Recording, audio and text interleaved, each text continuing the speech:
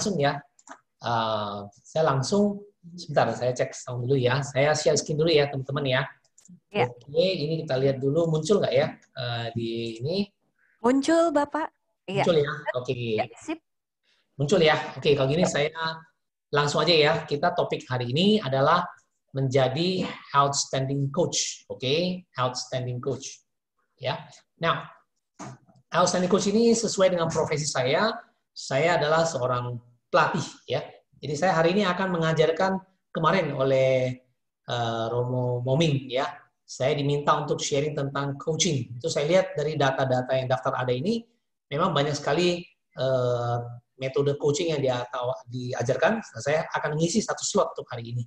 Nah, sebelum saya mulai tentang Be Outstanding Coach ini, saya cerita sedikit tentang buat kawan-kawan, teman-teman, para pandita, Romo, Ramani, ya, yang pertama kali kenal saya domisili di Jakarta, kemudian juga saya seorang public speaker, atau sekarang lebih kenal sebagai seorang motivator. Nah, bedanya saya sebagai motivator, core saya, bidang saya adalah di area human excellence. Now, what is human excellence? Apakah human excellence ini, human artinya manusia, excellence adalah menjadi yang terbaik. Jadi sebagai seorang motivator, saya senang meriset bagaimana orang jadi hebat. Nah, teman-teman, Bapak Ibu sekalian, sependapat dengan saya nggak kalau orang hebat itu tidak terjadi begitu saja? Pasti jawabannya iyalah ya. Kita lihat dua orang ini melakukan sesuatu, yang satu jadi, yang satu nggak jadi. Sekilas kita lihat melakukan sama. Tetapi kalau kita lihat lebih jauh, ternyata orang hebat ini melakukan sedikit, tapi sedikit ini memberikan perbedaan yang besar. Nah, yang sedikit ini dinamakan human excellence. Jadi sebagai seorang pelatih, success coach misalnya, atau seorang motivator, saya senang tuh mencari tahu apa rahasia-rahasia yang tadi itu. Nah, ternyata orang hebat itu, ya, dibanding yang biasa, itu sebenarnya mereka hanya punya sedikit perbedaan.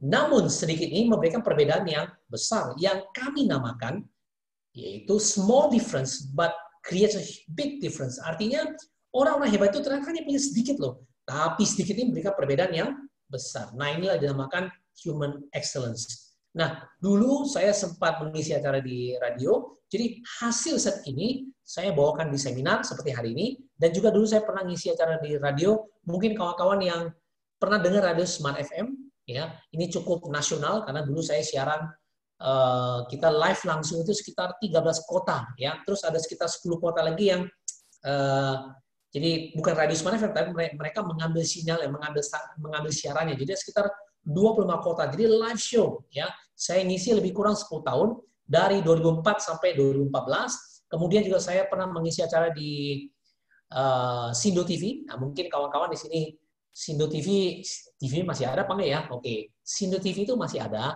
cuman sekarang ganti nama.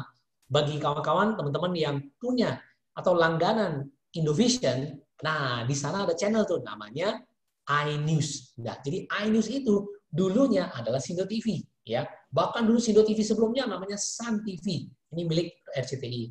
Nah, kemudian saya siaran nggak terlalu lama, 4 tahun. It's a live show, ya. Kalau dulu pagi hari di Smart FM, karena jam radio itu jam peak ya, jam yang peak itu kan pagi hari kalau Jakarta, kalau TV itu jam yang utama kan jam malam ya, saya isi acara jam 9 malam dulu.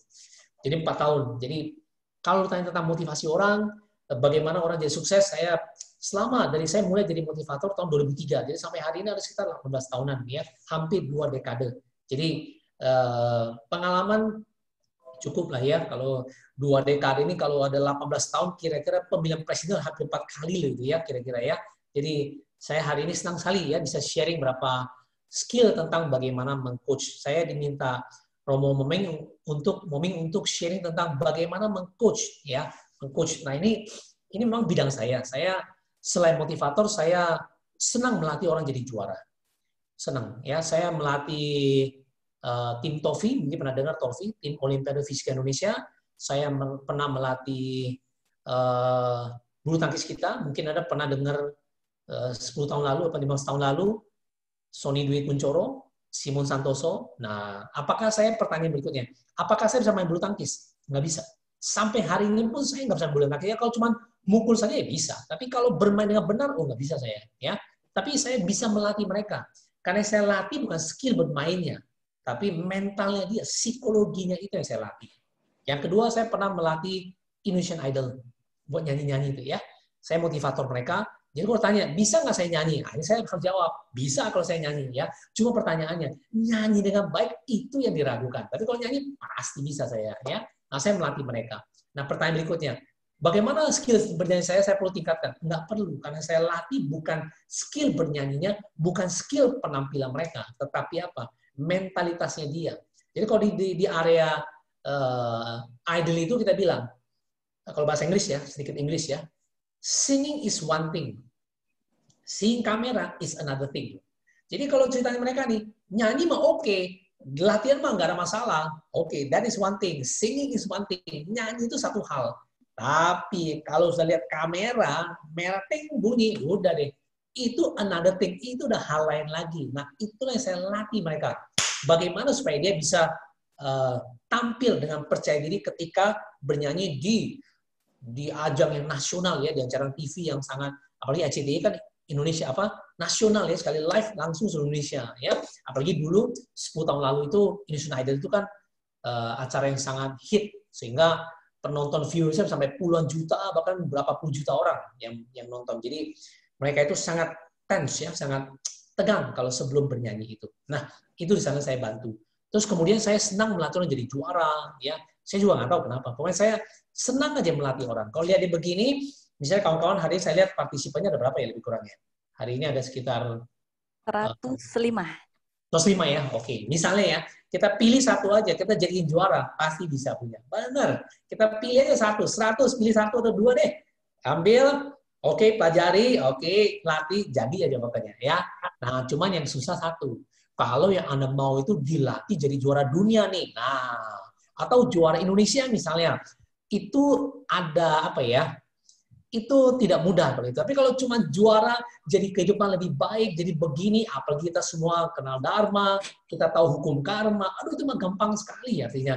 Nggak usah ajarkan pun Anda udah tahu, oh semua yang terjadi ini karena karma saya, sekarang tinggal saya bagaimana perbaikinya, itu mudah sekali menurut saya. Bukan sayanya hebat, Andanya udah hebat gitu ya. Apalagi kalau kita mengerti ajaran Buddha, sangat mudah melewati kehidupan ini. Ya, kita tahu ini anicca, ini ya. Nah, itu mah sederhana. Yang susah kalau mau melatih orang itu jadi juara yang number one, itu sulit. Kenapa? Saya contohin ya hampir. Jadi saya buat intro supaya nanti masuk ke topiknya lebih gampang ya. Kalau melatih yang juara dunia, juara apa? Sejujurnya, kalau menurut saya bukan masalah skill saja, tapi lebih kepada masalah dalam diri mereka. Karena kalau dia mau juara dunia, kalau dia bilang, saya hanya cukup Indonesia saja, saya sudah puas, nggak akan juara lagi dia. Karena lawannya dia nggak akan tidur kalau malam hari. Kalau memang ambisinya sampai juara dunia, ya ditandingkan, wah udah kita pasti kalah. Karena kita udah males, sampai Indonesia udah cukup lah, juara Indonesia, juara Asia udah cukup deh. Oh dia enggak, dia mesti number one di dunia. Ah, itu dia, kita nyisrat, dia tetap main. Nah itu yang menurut saya susahnya di motivasinya, bukan skillnya. Karena skill betapapun sulitnya bisa dilatih. Betapapun. Mau dia bakat, tidak bakat, anyway kalau dia mau, itu bisa. Ya. Tapi kalau dia mau juara dunia, nah ini kita belajar Buddhis harus kita tambahkan sedikit. Justru juga harus ada karmanya dia. Karena itu kan besar sekali yang kayak begini-gini.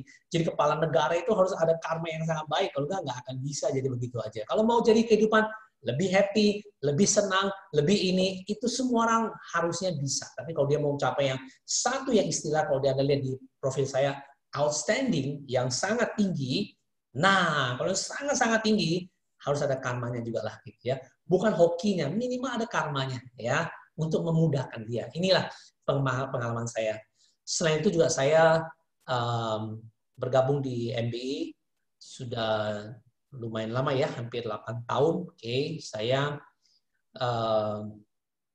di MBI di kepala cabang di cabang Jakarta Utara ya. Dan kemudian juga saya Jakarta Timur. Kemudian juga saya selain ini juga sebagai ketua wihara di Cibubur ya.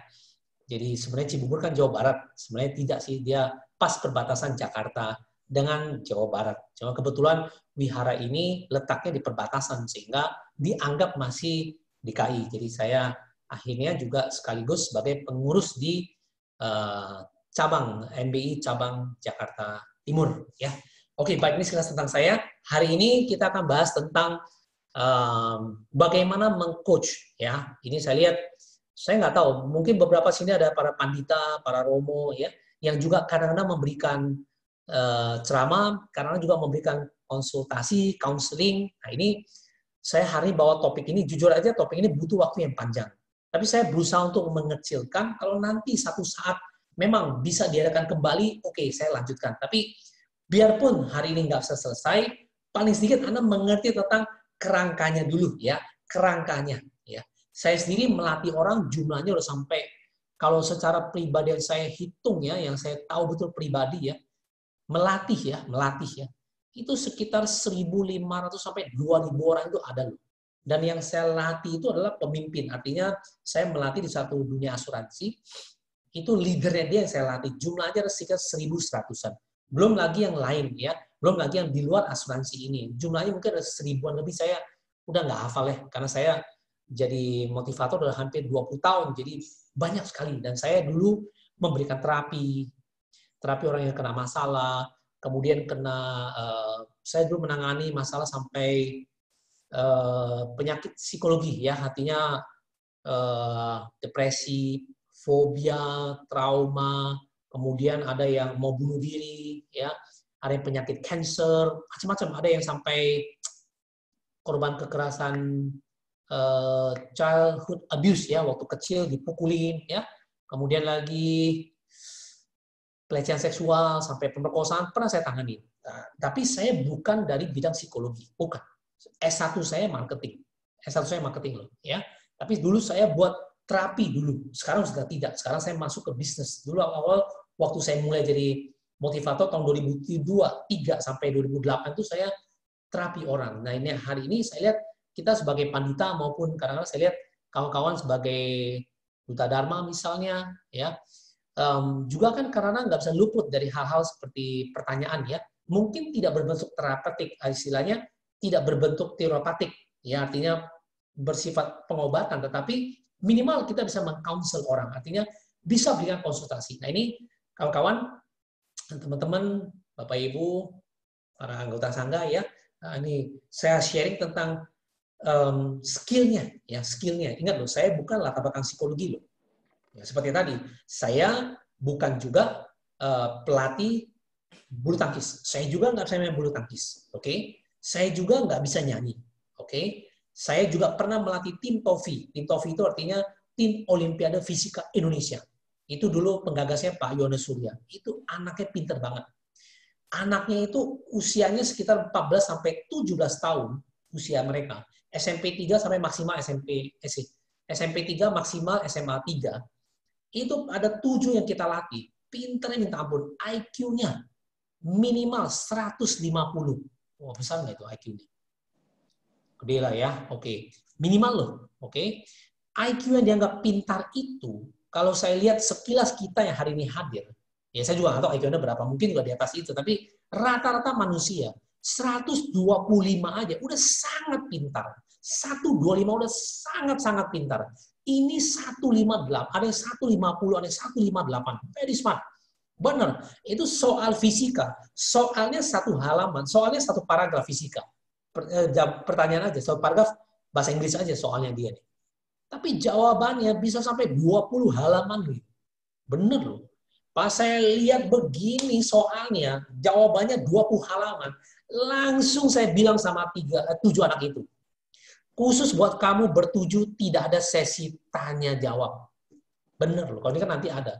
Takutnya apa? Takut giliran saya tanya, dia bisa jawab. Yang dia nanya, aku yang nggak bisa jawab. Saking pinternya, saya pernah tanya ke Pak Yones, Pak Yones, mereka sepintar gini, aku sih guru yang ngajar. Wah, dia jawab saya diplomatis lah. Itu pertanyaan kamu ya? Iya, ada nggak pertanyaan? Ada nggak yang jawab yang ngajar mereka? Dia jawab, ada. Tapi adanya saya lihat, nggak yakin saya gitu loh. Masa jawabnya begini? Mungkin yang Pak Yones mungkin ngerti kali ya, ngerti Pancasila Buddhis kali ya, tidak boleh berkata yang tidak benar. Jadi dia juga susah jawabnya. Mau bilang nggak ada juga susah sih. Iya aja lah. Musyawarah susah dia jawabnya ya. Intinya nggak ada. Jadi saya tanya, Guru aja takut sama mereka. Nah, ini guru takut loh itu. Benar, mereka tuh very smart ya, just jokes. Tapi itu saya pernah melatih mereka. Tapi bersyukur ya, di 2006 itu Indonesia juara umum seluruh dunia loh. Seluruh dunia. 7 yang dikirim, 7-7-nya menang. Dan di antara 7 medali emasnya, 6 medali emas, 1 medali perunggu. 1 di antara medali emasnya itu juara dunia itu. Ya. Nah, pertanyaannya, apakah saya ngerti fisika? Enggak. Ya. Tapi apa yang saya lakukan? Saya ngerti frame berpikirnya. Nah, ini yang sengaja saya sharingkan pas Romo Moming minta saya untuk mengajarkan coaching. Saya pikir ini penting ya buat kawan-kawan yang memang sebagai pandita ataupun kalau bukan pandita kadang-kadang sebagai pengurus mungkin di MBI misalnya, di keluarga KBI misalnya, bisa saja kan ada yang bertanya. Nah, ini kita kan pandita juga harus apalagi kita semua mengenal tentang Dharma. Nah, ini saya ajarkan caranya dulu ya, caranya dulu. Oke, siap ya semuanya ya, teman ya. Oke, baik kita mulai. Nah, ini yang pertama di pepatah Tiongkok mengatakan begini. Apa yang Anda dengar bisa lupa. Apa yang Anda lihat bisa ingat. Tapi apa yang Anda kerjakan bisa mengerti. Nah, saya ulang ya. Apa yang kita dengar bisa lupa. Kayak misalnya saya ngomong begini, wah lupa nih gitu ya. Kemudian apa yang kita lihat bisa ingat. Oh iya, kemarin saya lihat dia di mall misalnya. Oh, saya lihat di gedung ini, di kantor ini. Nah, itu bisa ingat kita.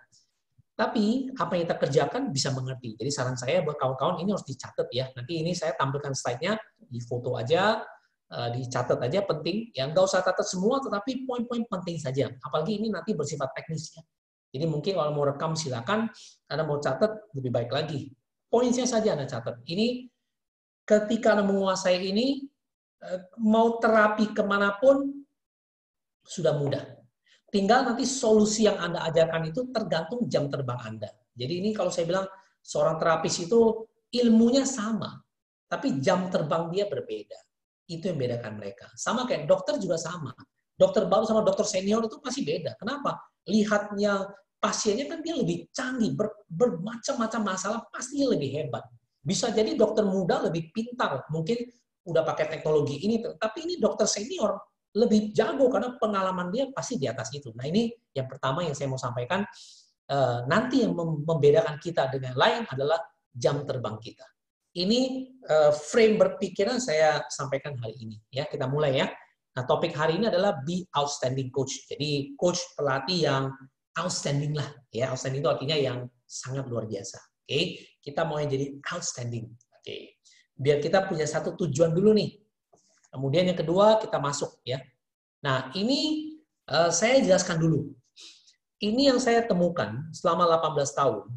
Kalau wealth itu kan kekayaannya. Nah, di sini kekayaan mungkin teman-teman Bapak Ibu sekalian jangan melihat ke arah materinya, tapi ini adalah anggap saja kita sebut sebagai success story deh atau rahasia sukses lah. Orang mau sukses seperti apa nih ya? Yaitu ada dibagi 2 poin. Yaitu pertama adalah psikologi 80%, mekaniknya 20%. Nah, psikologi berarti kejiwaannya dia. Sedangkan mekanik adalah tekniknya. Jadi boleh dikata, kalau orang ini mau berhasil, anything, ya, psikologi dia 80%. Mekanik caranya, metode itu 20%. Jadi bisa jadi, dia nggak terlalu tahu caranya, tapi mindset-nya udah bagus, jadi tuh orang tuh. Mungkin kita bicara sini kekayaan terlalu luas. Saya kecilkan aja. Kesehatan juga sama. Health juga sama. Psikologinya 80%. Cara dia itu cuma 20%. Dikasih obat pun, dikasih ini pun, tapi kalau pikiran negatif tetap aja nggak akan sembuh. Dia datang ke dokter, dokter bilang, dari vital sign-nya, tanda-tanda vitalnya semua bagus, tapi dia depresi lah, dia stres lah, so psikologi. Ya, paling sama dokter dikasih apa? Obat tenang. Artinya apa? Pikirannya jauh lebih berpengaruh. Nah, ini kita sebut psikologi. Ya, apapun kita kasih metode apapun, kalau di awal dia udah mentok, dia blocking, nggak ada gunanya. Ingat ya, contoh dokter tadi udah paling nyata tuh. Datang semua cek, fine, nggak ada masalah. Oke, scientifically, yes, nggak ada masalah. Tapi kenapa dia bisa sakit? Ini sakit, itu sakit, itu. Pikiran dia berpengaruh. Nah, Kalau bicara pikiran, berarti bicara psikologi.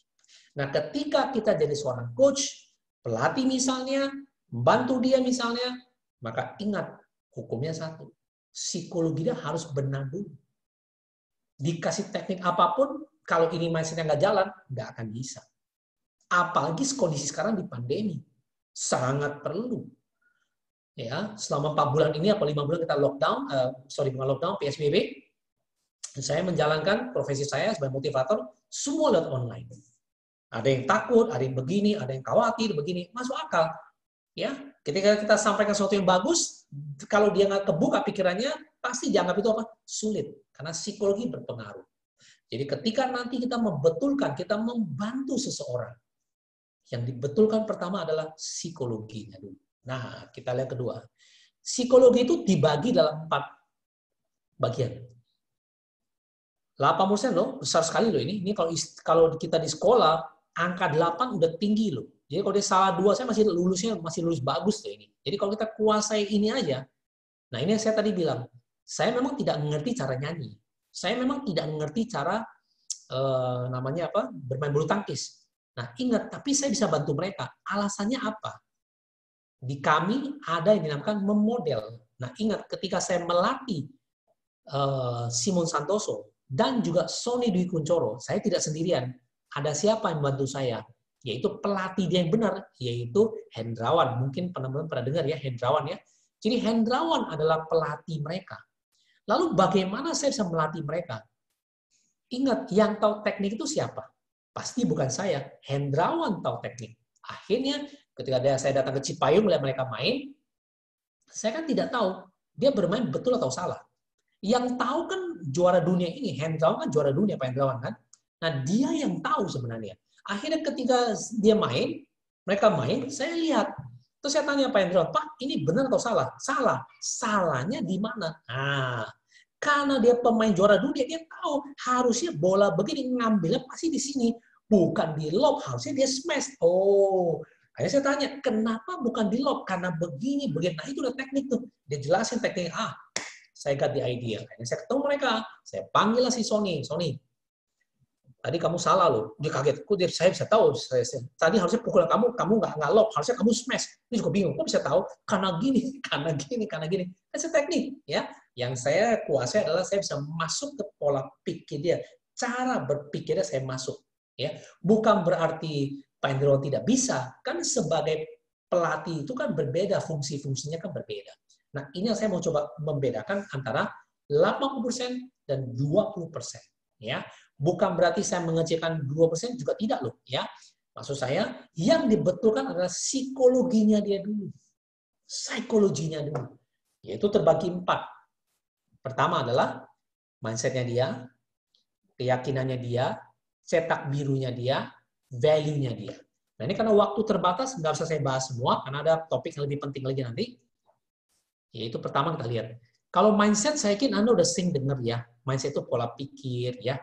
Nah, pola pikir sendiri pun ingat loh, kata depannya adalah pola pikir. Nah, kenapa saya nggak sebut pikiran saja? Mindset itu lebih kepada pola pikir. Nah, pola pikir itu apa? Yang kita ambil pikiran kita udah tahu. Yang kadangkala sebagian orang melewatkan adalah polanya itu yang kita nggak ambil. Justru ingat, kita manusia jadi kayak gini karena polanya. Oke, contoh hari ini kita pulang dari kantor kita, sekarang sih belum bisa ya, karena nanti udah PSBB udah selesai, Anda kembali bekerja di kantor, mengajar misalnya, ataupun menjadi seorang manajer, direksi misalnya, lalu kembali ke rumah, pasti Anda melakukan hal-hal yang setiap hari Anda lakukan tanpa sadari. Yaitu apa? Ada orang pulang ke rumah ngapain? Buka sepatu, masuk kamar, ganti baju, bisa. Atau ada yang ngapain dulu? Langsung cari makan, ada yang kamar kecil dulu, ada yang cari anaknya, ada yang rehat dulu di sofa, ada yang minum kopi dulu. Itu mereka lakukan secara tidak sengaja. Dan itu udah terpola sebagai apa? Kebiasaan. Nah, catat ya.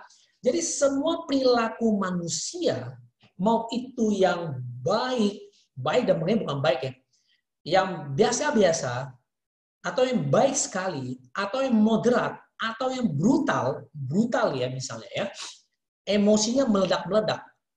Terus kemudian ada yang sangat kalem, itu karena apa? Pola di kepala dia loh, pattern-nya.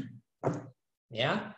Orang banyak membetulkan perilaku dia, maksudnya membetulkan keluarnya, bukan yang dibetulkan dalamnya karena dia bereaksi terhadap polanya dia loh. Nah, manusia itu, catat ya, kawan-kawan, ini saya nggak ada slide-nya ya, kita itu tidak merespon langsung pada kenyataan. Udah pasti. Manusia itu, saya dan Anda tidak merespon langsung pada kenyataan. Kita hanya merespon kepada apa yang kita gambarkan di pikiran kita tentang kenyataan itu. Ulang ya. Saya dan Anda tidak pernah merespon langsung pada kenyataan. Tidak langsung.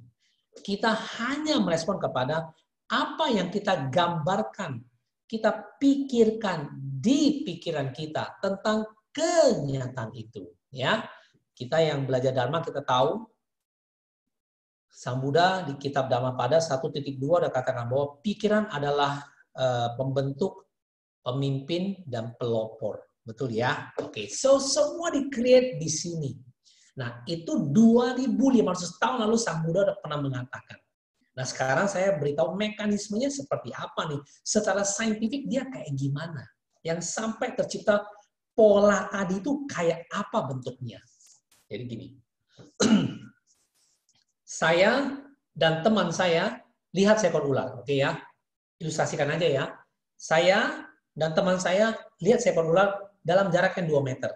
Kita pakailah physical distancing lah. Nah, 1,5 meter. Oke. Saya dan physical distancing lihat dengan ular juga physical distancing kita 2 meter lah. Saya 1,5 dengan dia ini. Saya lihatnya ketakutan, teman saya lihatnya biasa saja.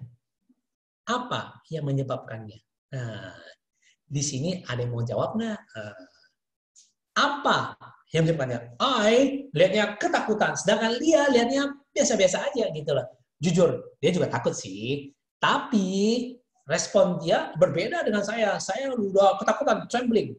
Kalau dia mah, dia juga takut, tapi dia masih, oke, masih agak kalem lah. Nah, kenapa? Ularnya sama, 2 meter. Sama-sama kita bertiga dengan ular physical distancing. Nah, tapi kenapa saya responnya gini? Ada mau coba jawab dulu nggak? Saya jawab ya, Bapak. Jawabannya luar biasa. Tapi Saya kalau jawab, Bapak. Ya biasa aja gitu. Fenty jawab, Bapak. Oh, boleh. Oke, saya suka sama ular, jadi saya pelihara ular. Saya jadi nggak takut sama ular. Good. Very good. Betul. Betul. Berarti gambaran ular di kepala Fenty apa? Ya, hewan peliharaan saya. Betul. Jadi, tapi di saya ular ini berbahaya sekali, bisa menggigit, bisa ini. Nah, di Sis Fenty pikirannya sederhana. Ular itu mah bisa dipelihara, bisa jadi unyu-unyu. Nah, lucu-lucu dia ularnya, ya. Padahal ularnya sama. Tapi respon saya berbeda. Jadi kita manusia tidak pernah merespon langsung pada kenyataan, kita hanya merespon kepada apa yang kita gambarkan di pikiran kita tentang kenyataan itu. Itulah dinamakannya persepsi. Nah, ya, di Buddha mengatakan pikiran adalah pelopor, pikiran adalah pembentuk, pikiran adalah pemimpin ini. Nah, secara fisika, secara biologi, yang kami namakan ini adalah apa? Polanya, pattern-nya. Nah, kalau kami bicara NLP, the map-nya, peta mentalnya yang bereaksi. Dia nggak pernah bereaksi pada sebuah kejadian, tidak pernah. Tapi yang pernah adalah di kepala dia. Ini responnya apa? Nah, inilah yang tadi yang pertama disebut sebagai mindset, pola pikirnya, pattern-nya. Jadi ingat kalau Anda nanti mau membantu orang menyelesaikan masalah, bukan perilakunya yang kita mau betulkan, tapi pola perilaku dia, pattern-nya yang begini.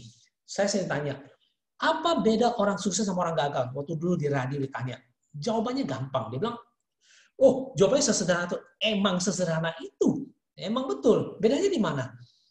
Orang sukses, polanya pasti bagus. Orang gagal, pasti polanya nggak bagus. Dia masih bingung. Maksudnya apa tuh? Contoh dah. Kalau saya pola makannya teratur, pola tidurnya teratur, terus olahraga lagi saya, sehat nggak saya? Si Sveti sehat nggak saya kalau kayak gitu? Sehat, Sehat. Kenapa bugar. sehat? Ya. Karena polanya bagus kan? Nah, jadi kalau pola saya nggak bagus, pasti sakit saya. Sama. Orang gagal, orang sukses, dibedakan yang pertama polanya dia. Lalu polanya apa yang dibedakan? Pola pikirnya dia, pola perilakunya dia, pola hidupnya dia. Jadi ini udah kelihatan banget. Jadi kita sebagai Dharma Duta, Pandita, jadi ketika menyelesaikan masalah, jangan menjudge perilaku dia. Oh, orang ini amarah. Oke, yang keluar kita jangan judge. Cari tahu kalau saya betulin, pasti saya betulin kenapa dia bisa demikian. Why? Karena dia bereaksi karena peta mentalnya dia. Ya, karena manusia sesungguhnya dia nggak tahu itu kenyataan yang mana. Yang dia tahu kenyataan di pikiran dia, itulah kenyataannya dia. Karena dunia dalam diri dia menciptakan dunia di luarnya dia. Contoh deh, kalau hari ini saya coba, ya ini nggak kelihatan. Kalau ada setengah gelas air, itu yang benar yang mana? Setengah kosong atau setengah isi? Setengah gelas. Saya buka forum. Ada yang mau menjawab pertanyaan Pak Tommy? Disilahkan, boleh bisa menghidupkan mic-nya. Sorry, Di kolom chat juga boleh. Ada yang bisa menjawab? Kalau ini dia, kalau setengah gelas isi apa kosong? Ada yang berani menjawab tidak ini? Penuh ya, betul, setengah isi. Ada yang setengah penuh, Pak, jawabnya? Betul. Setengah isi. Tergantung. Kalau kita haus, kita anggap setengah isi. Bagus. Kalau lapar, kalau nggak haus, nah kosong. Luar biasa. Ya, thank you. Ya, saya panggil nama aja ya, biar nggak ini. Wah, oke. Suryanto. Ya, karena kita membayangkan apa yang mungkin apa pada bulan. Ya, betul tadi ya. Oke, setengah penuh. Thank you semuanya ya. Thank you, thank you. Afrianti. Oke, benar setengah isi, setengah penuh. Betul. Kalau kita mau isi, kita anggap setengah kosong. Terserah. Ya, betul. Jadi kedua-duanya benar, tergantung siapa. Nah, tergantung. Jadi kalau ditanya, yang benar yang mana? Mana yang benar? Isi atau kosong? Dua-duanya benar. Kalau gitu kenyataannya yang mana? Nah, itu dulu ditanya deh. Isi, kosong, setengah, penuh. Kalau itu kenyataannya yang mana? Kenyataannya adalah satu. Yang kita fokus. Kalau Anda fokusnya setengah isi, jadinya apa? Setengah isi. Kalau Anda fokusnya setengah kosong, jadinya apa? Setengah kosong. Berarti fokus sama dengan kenyataan. Kata lain, kitalah yang menciptakan kenyataan. Kalau saya anggap ini kosong, maka ini kosong. Kalau saya anggap ini isi, inilah isi. Disinilah kata Buddha, pikiran adalah pelopor, pikiran adalah pembentuk, dan pikiran adalah pemimpin. So, we create our own reality. Kitalah yang menciptakan kenyataan. Jadi kalau di agama Buddha, pasti sangat mudah diterima. Kitalah yang mewarisi karma kita. Kitalah yang menciptakan kenyataan. Mau saya rubah kehidupan saya, karma saya, tergantung bagaimana perilaku saya merubahnya. Nah, ini kan udah nyata sekali kan, kita udah mudah ya menyatukan bahasa ini kan ya. Oke, now kita masuk ke teks. Saya nggak akan bahas Dharma, Anda pasti jauh lebih mumpuni, piawai dibanding saya ya. Saya masuk dari sudut pandang sebagai seorang praktisi di success coaching ya. Oke, lanjut lagi ya. Nah, jadi Anda udah tahu nih bahwa mereka itu adalah tergantung perilakunya, tergantung polanya dia nih. Jadi yang saya betulin adalah pattern-nya dia, polanya dia. Saya nggak menjudge perilakunya dia. Misalnya ada orang yang dia sampai melukai orang lain. Udah pasti melukai tindakan yang salah. Tapi nggak bisa hanya membetulkan, menghakimi tindakan melukai saja. Kita harus tahu kenapa bisa demikian. Nah, tujuannya kan kita mau membetulkan, bukan menghakimi. Nah, saya lihat orang kenapa coaching mereka malah sebal, menyebalkan yang membantu. Karena kita cenderung menghakimi, ini salah, itu salah, gitu loh. Boleh. Tapi ingat, dia juga harus dikasih nilai kemenangan juga loh. Dalam arti apa nih? Lebih baik menjudge dia atau dia menyadari bahwa itu salah. Nah, Anda suka yang mana? Lebih baik menjudge dia atau dia menyadari itu salah. Nah, Anda pilih yang mana? Ini saya nggak bisa paksakan loh, ya. Ini saya nggak bisa paksa. Ini kan style, oke? Lebih mana? Lebih produktif yang mana? Menyalahkan dia atau membuat dia sadar bahwa itu salah? Sudah ada yang menjawab satu ini, Bapak, dari Leni. Lebih baik dia sendiri. Nah, betul. Kalau mau membuat dia sadar, no judgment. Nah, jangan judge. Di keluarga saya ini nggak bisa terima. Ini keterlaluan. Oke, tapi kalau Anda datang sebagai membantu dia, nggak bisa bawa pangkat ini ke Anda. Karena dia datang dari latar belakang yang berbeda. Bisa saja kita datang dari keluarga yang karmanya baik, pendidikannya baik, didikannya baik, bisa jadi dia datang dari keluarga yang berantakan. Pastilah dia berpikir seperti itu. Jadi ya kita nggak menghakimi dia. Yang kita mau dia sadar. Nah, kalau mau dia sadar, kita harus tahu polanya dia apa. Nah, ini memang ada tekniknya belajar. Tetapi teknik atau tidak Anda belajar pun, tapi kalau Anda paham yang saya maksudkan, dia mau membuka diri. Kalau dia tidak dianggap sebagai korban. Memang dia salah. Salahnya mau kita betulkan belakangan. Tapi sekarang saya mau cari tahu dulu dia salahnya. Kenapa dia bereaksi begitu? Nah, kalau kita bisa mengerti, mempunyai kesabaran di tingkat itu, sama saja kita udah bisa mengerti dunianya dia loh. Sama ketika kita menghadapi anak kecil, anak kita. Kenapa kadang-kala kita masih di bawah 6 tahun, 7 tahun, dia buat rumah berantakan, kita kok nggak marah? Karena kita tahu usia segitu kan belum bisa berpikir jauh. Nah, tapi kalau dia udah gede, belasan tahun, udah bisa ngerti dia, bisa lah kita beritahu dia. Ya ini salah loh perilaku kamu nih.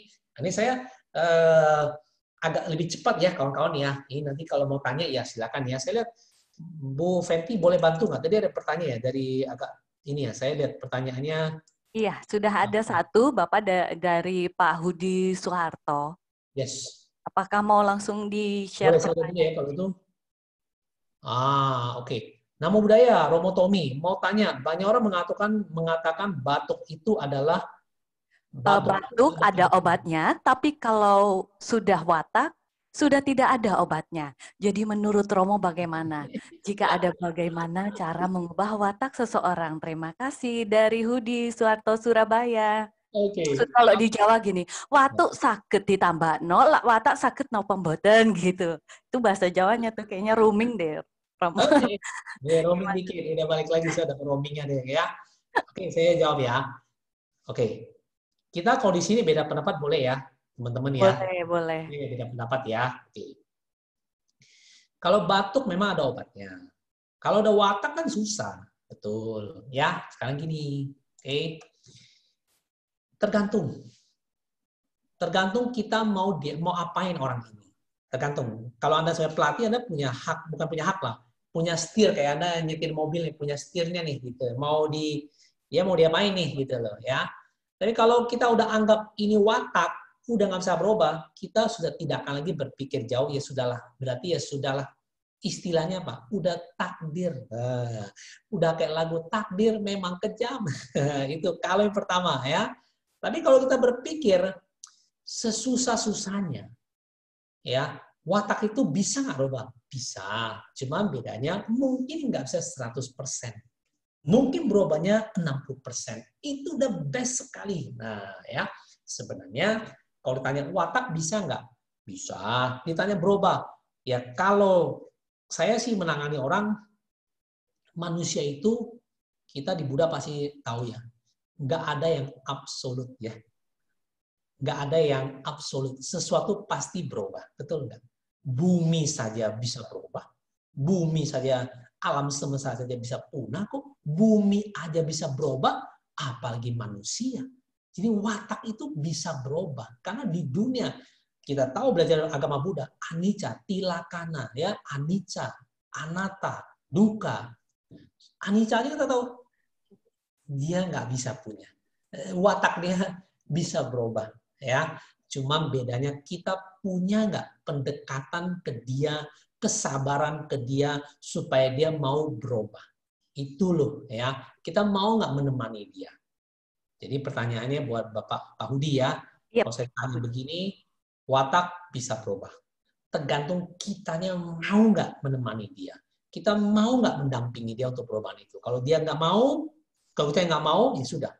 Nggak bisa mengharap dari dia. Kenapa demikian? Karena kalau kita yang dalam sisi membantu dia, kita lebih tinggi pangkatnya. Kalau kitanya lebih tinggi aja, kita udah nyerah, ya dia nggak mungkin lagi. Karena dia kan dalam keadaan yang lemah. Dan pengertian lemah, dan dia nggak berdaya. Yang berdaya kita nih. Nah, masalahnya kita mau nggak begitu. Tapi saya yakin Pak Udi bertanya, pasti kan mau merubah dia. Cuma mungkin belum tahu caranya bagaimana. Ya, contoh nih, kita udah tahu bahwa anicca kan, kemudian anicca masih terlalu spiritual banget. Ya, saya contohin yang agak membumi misalnya, agak di bumi misalnya. Ya, yang susah buat rubah orang itu adalah kalau dia udah menganggap saya ini adalah, kalau keakuannya udah tinggi sekali itu memang sulit ya. Saya memang begini, ini adalah gua. Harus ngomongnya, ini gua. Oke. Kalau coba ditanya, saya pemarah. Nah, saya mau tanya ke Anda ya.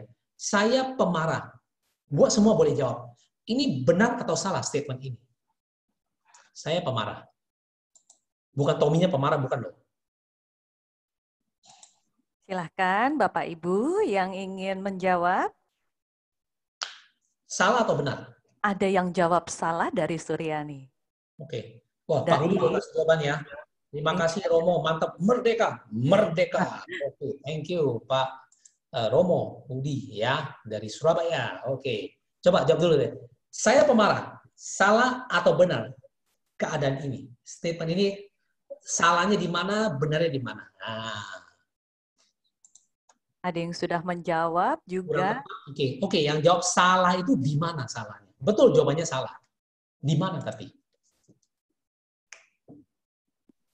Silahkan, boleh dihidupkan mic-nya atas nama Ibu Suryani. Jawabannya salah, tapi di mana? Ibu Suryani bisa bergabung untuk menjawab salahnya di mana? Atau perwakilannya Bapak Rio Kianto dari Sumatera Selatan?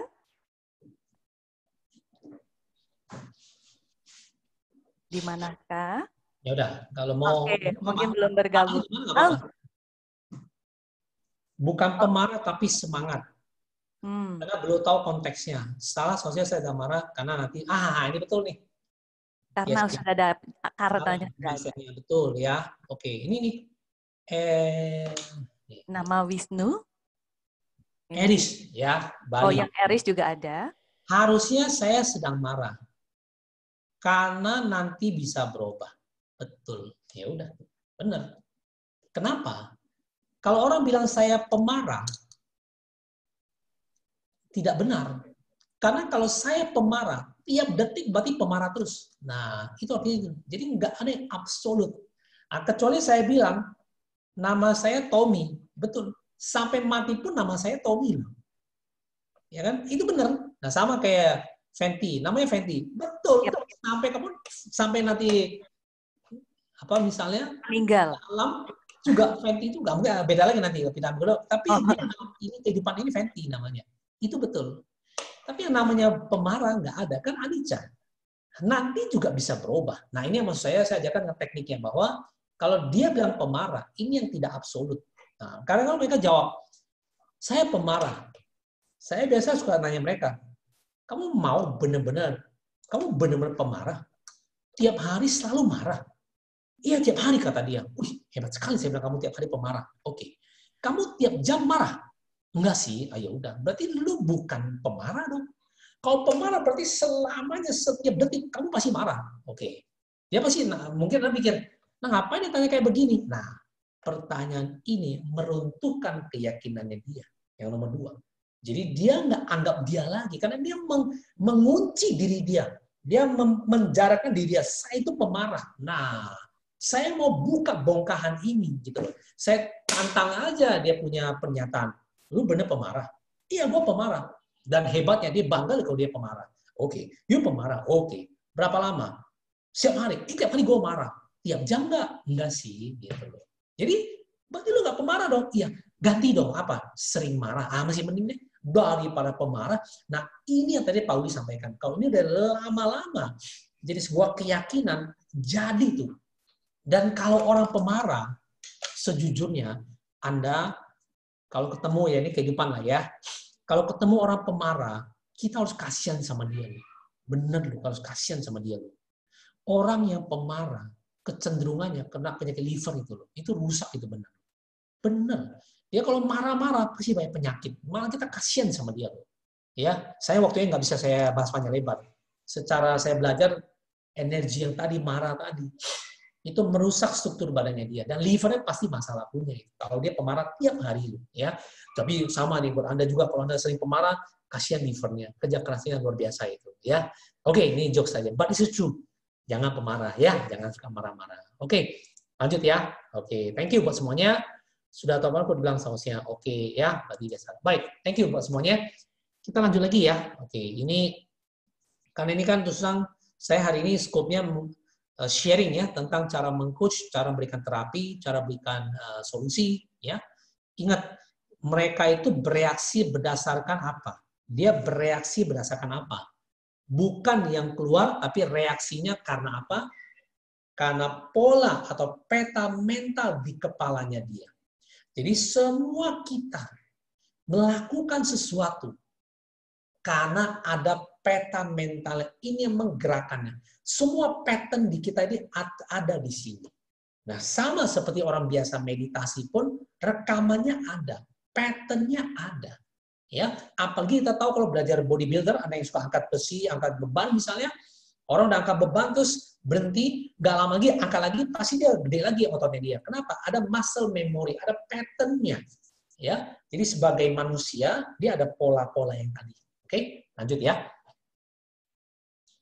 Oke, jadi ini mindset 80%, mindset, belief, blueprint, dan value. Oke, sekarang kita masuk yang berikutnya. Ini udah teknis ya. Oke.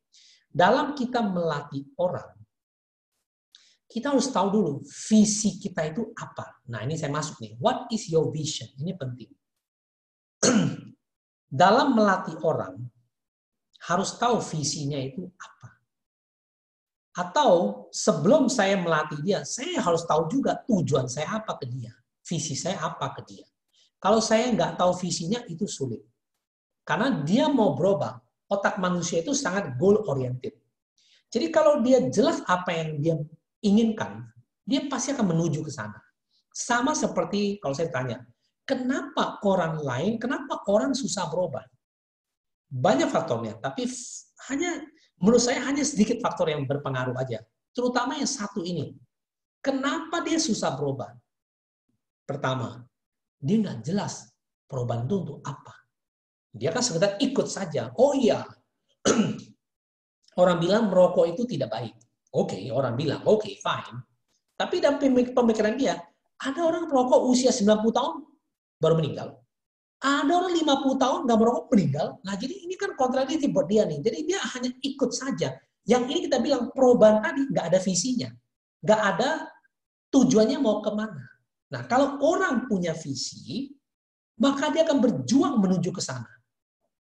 Sama kayak kita datang, kalau dulu pakai Grab, pakai taksi online, taksi berbayar, misalnya Bluebird misalnya, setiap kita naik panggil taksi, pasti tukang taksi nanya apa, supir taksinya, mau kemana? Ya kan? Coba kota jawabnya, pas tanya, mau kemana ibu, mau kemana bapak, kita bilang kemana saja, langsung dia turun Pak, pasti nggak mau dia. Nah, sama otak manusia bergeraknya seperti itu. Kalau kita menterapi satu orang, yang kita betulkan adalah dia harus tahu dulu tujuannya kemana. Apakah sang Buddha punya tujuan? Punya kan? Pengen supaya menjadi Buddha, karena Siddhartha kan sampai apa?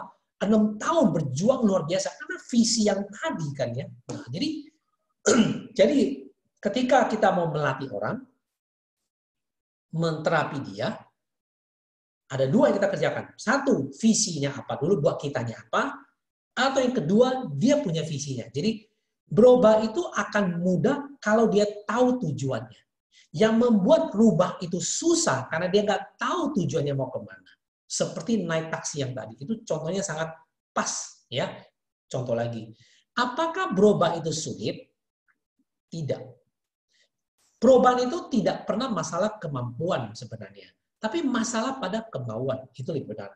Tapi mungkin kalau saya ngomong gitu pasti Anda nantang. Teorinya kan kayak begitu. Saya bilang enggak juga sih. Ya, kalau betul-betul dia lihat visinya, rubah dia. Siapa sih nggak mau kehidupan lebih baik? Siapa yang nggak mau punya satu saat kondisi yang lebih baik? Siapa yang nggak mau bahagia? Pasti mau. Cuma masalahnya, baginya mungkin goalnya belum jelas. Oke. Nah setelah goalnya jelas, mungkin caranya, mungkin yang butuh waktu. Tapi kemauan dia udah di situ. Contoh lagi yang paling gampang. Misalnya kita di Jakarta ya, ini kota-kota besar berpengaruh ya. Kota besar berpengaruh ya. Surabaya misalnya ya, Surabaya. Kita lihat.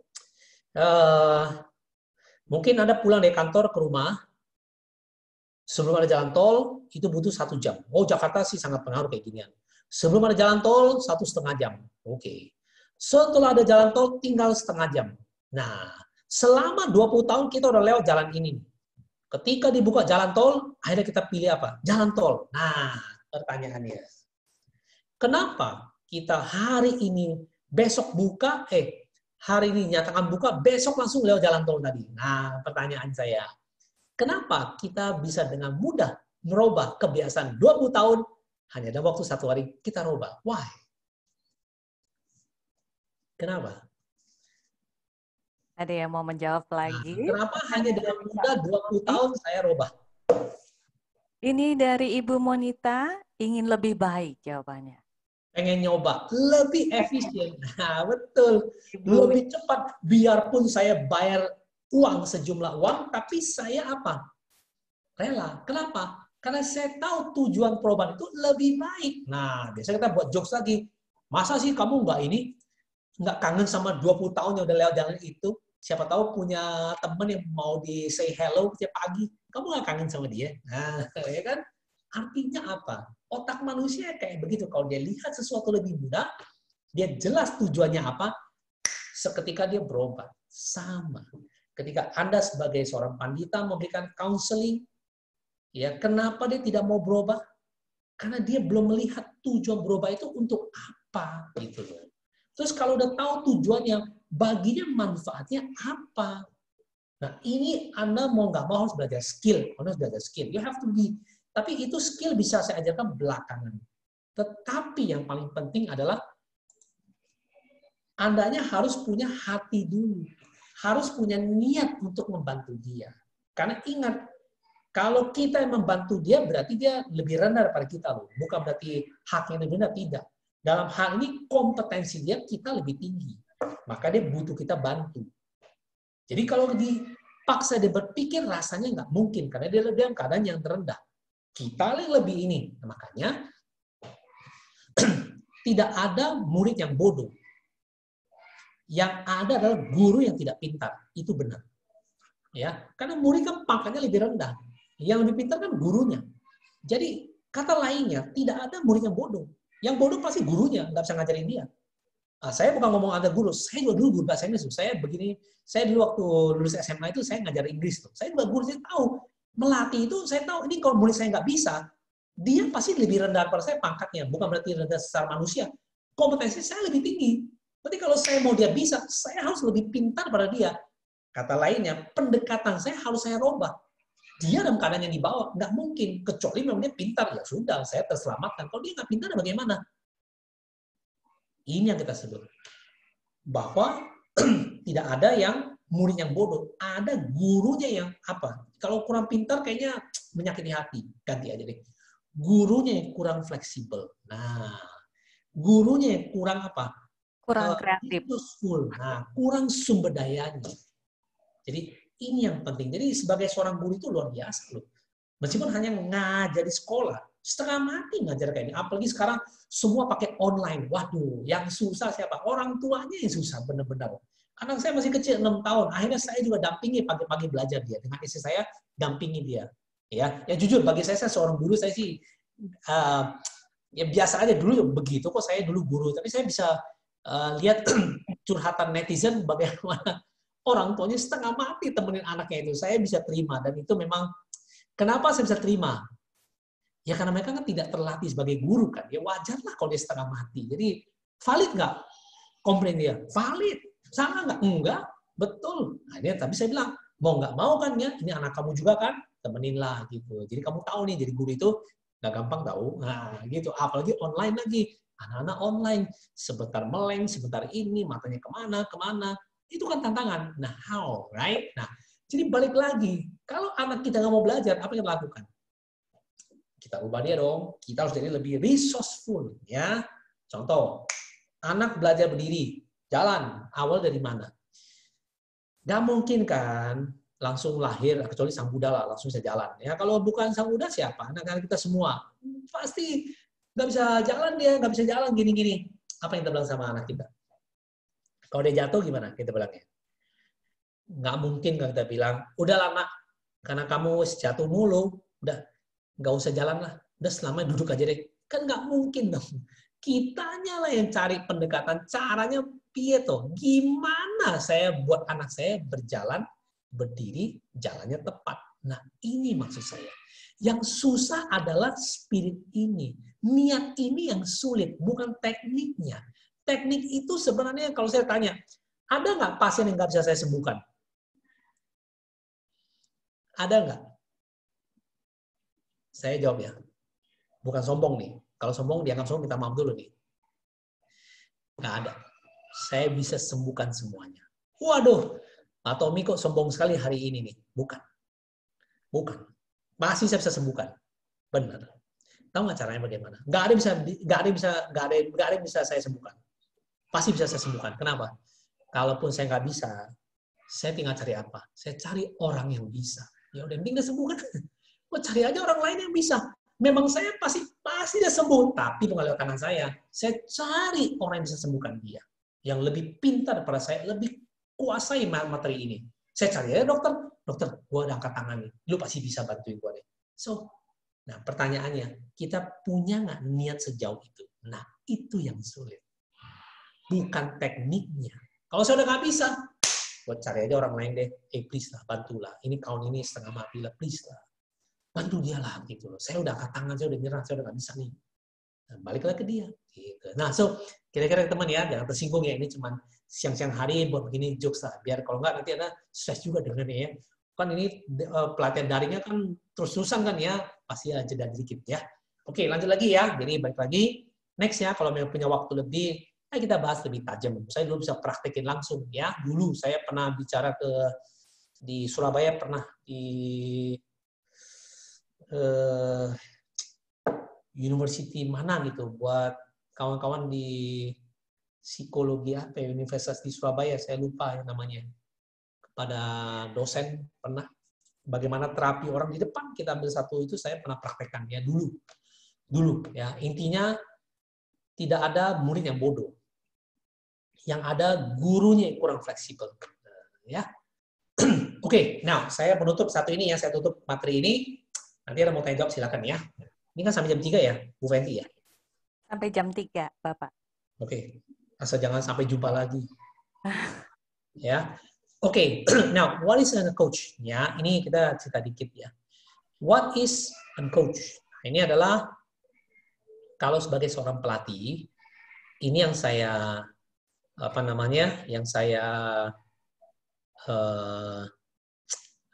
yang saya anut ya. Pelatih ya. Ada 2 fungsi pelatih itu. Nah, fungsi pelatih itu ada 2. Yang pertama adalah carrier atau wagon. Coach itu asal katanya dari Inggris kuno yang berarti carrier atau wagon. Wagon itu berarti apa ya? Wagon kayak Anda punya mobil L300, itu wagon tuh namanya tuh, ya. Itu wagon tuh, itu jenis wagon namanya. Anda punya kijang ya, yang ada tempat duduk belakang namanya wagon. Kalau carrier namanya pembawa. Nah, coba bagi kawan-kawan saya ada yang kaum wanita nih. Kalau pas lagi jalan-jalan di mall ya, terus ada merek tas Coach. Nah, ada nggak yang merek mahal tuh? Mereknya Coach tuh. Lihat tuh. Itu simbolnya apa dari Coach tuh? Pasti dia jawabnya satu. Coach itu simbolnya apa? Kereta kuda. Kereta, chariot ya. Chariot ya, kayak orang dulu yang film Cinderella tuh, yang kereta yang ada kudanya tuh. Nah, itu artinya Coach sebenarnya. Jadi lambangnya merek mahal Coach, ya lambangnya kuda. Bener dia itu. Bener, nggak salah itu Coach. Itulah lambangnya ya. Terus yang kedua, kalau Anda naik bus ya, Anda lihat di pintu busnya tuh, ada tulisannya tuh, Deluxe Coach. Nah, lagi ada tulisan Super Coach. Nah, betul. Artinya, coach adalah pembawa. Nah, kalau Anda datang ke Amerika, Amerika itu negara daratan. Jadi kalau kita kan negara kepulauan, ya, kita jumlah air lebih banyak kepada jumlah darat.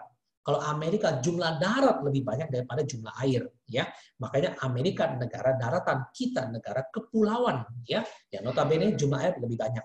Nah, di Amerika itu kalau naik bus ya kayak kita Jakarta Trans Jawa misalnya kan naik kita kan cuma ada ya bus L300, kemudian kereta api, ya. Kalau Amerika itu rata-rata banyak sekali kan darat semua kan dihubungin pakai kereta api, pakai bus, ya. Dari barat Amerika, San Francisco misalnya atau Los Angeles sampai ke New York ke timur sana, jauh itu tuh ya, bisa 2 hari 2 malam baru nyampe itu.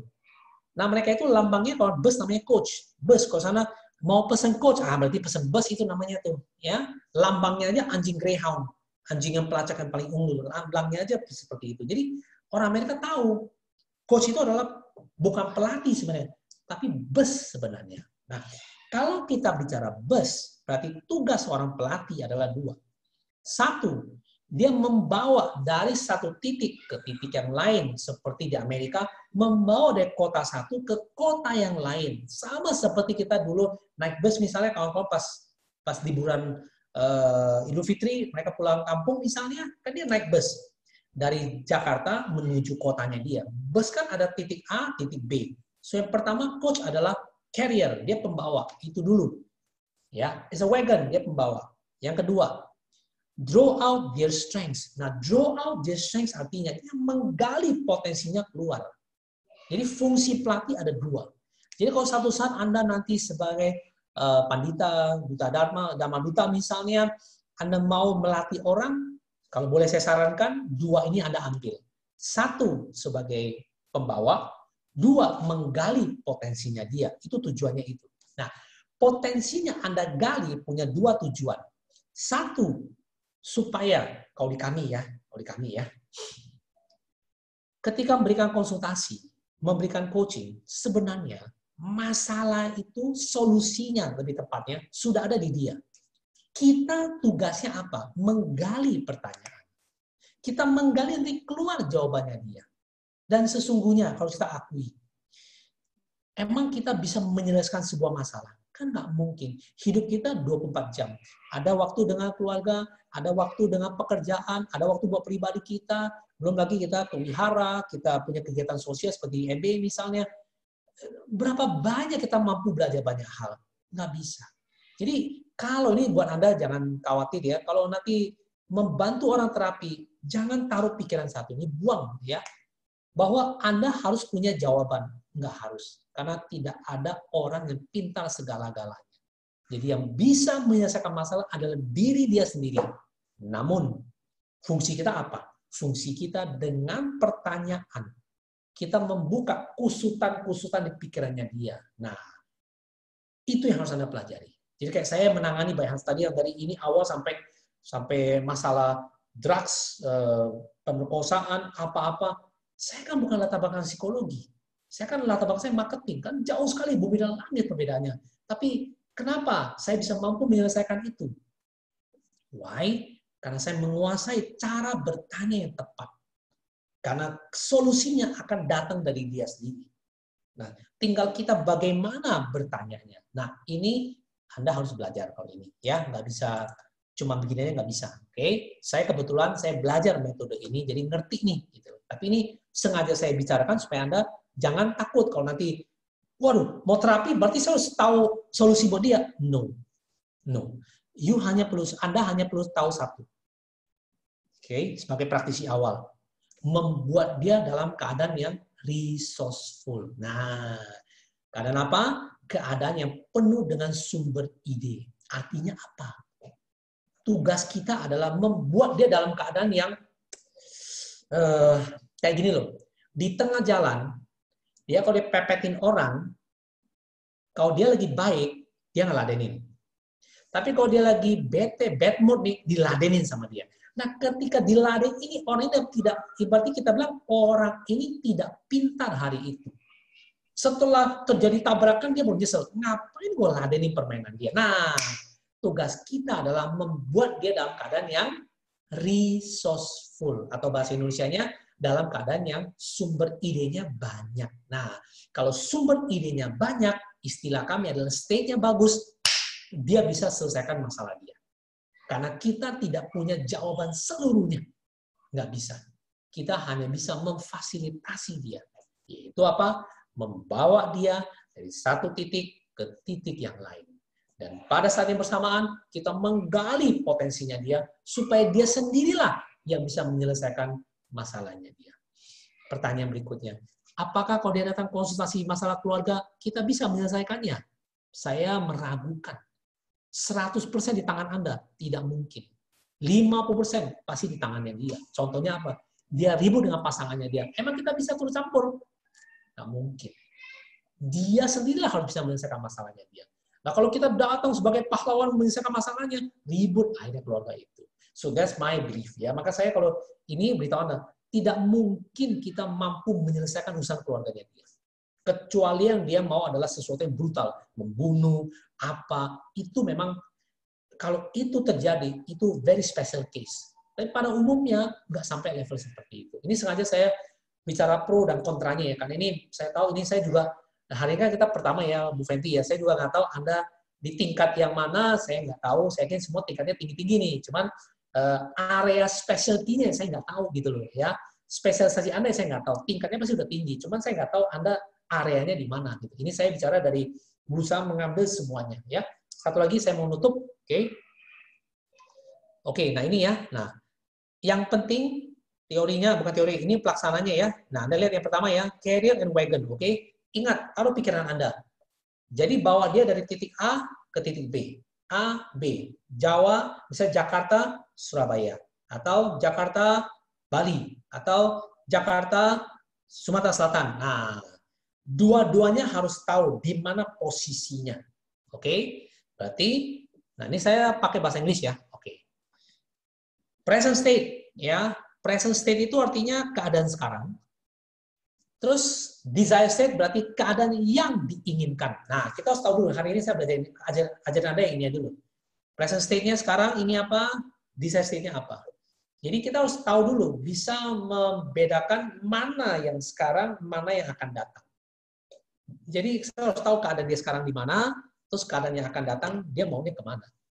Kalau Anda bisa mengutarakan ini dengan baik, Anda udah sukses luar biasa. Meskipun teknik Anda belum jago, tapi ini yang dia butuh. Dia sekarang, contoh, saya sekarang sedih. Kondisi saya sekarang sedih. Saya mau gembira. Nah, berarti gembiralah adalah my desire state. Nah, ya. Tapi ketika orang lagi down, datang konsultasi ke kita, terus terang, dia juga tidak tahu mau apa. Nah, maka kita beritahu dia, kamu mau kemana? Nah, ya. Orang lagi down, dia nggak tahu lagi mau ngapain, mau apa. Nah, sama kita dibetulkan dulu, udah kusut dia, ya udahlah. Oke, ini dari sini mau ke sana.